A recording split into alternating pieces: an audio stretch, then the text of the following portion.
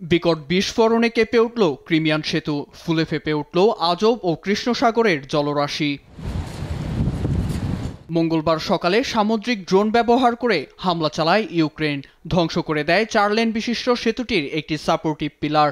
1100 kilogram বিস্ফোরক ব্যবহার করে এ হামলা চালানো হয় বলে দাবি কিয়েভের নিরাপত্তা সংস্থা এসইউবির।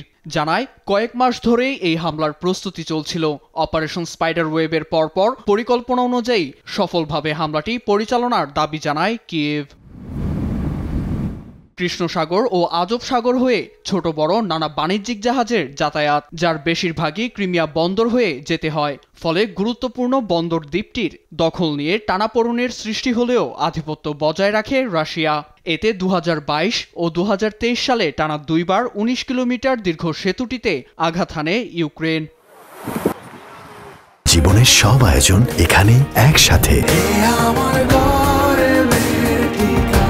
এদিকে ক্রিমিয়া কর্তৃপক্ষ জানায় একটি সাপোর্টিভ লেনের তলদেশে আঘাত হানলেও বড় কোনো ক্ষয়ক্ষতি হয়নি। তবে নিরাপত্তাজনিত কারণে কয়েক ঘন্টার জন্য বন্ধ রাখা হয় রাশিয়ার সঙ্গে ক্রিমিয়া দ্বীপটিকে যুক্ত করা সেতুটি।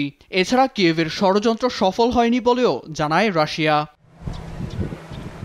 মূলত কয়েকশো বিলিয়ন ডলার খরচ করে রাশিয়া থেকে ক্রিমিয়া পর্যন্ত সেতুটি নির্মাণের প্রকল্প হাতে নেয় রাশিয়ার প্রেসিডেন্ট ভ্লাদিমির পুতিন।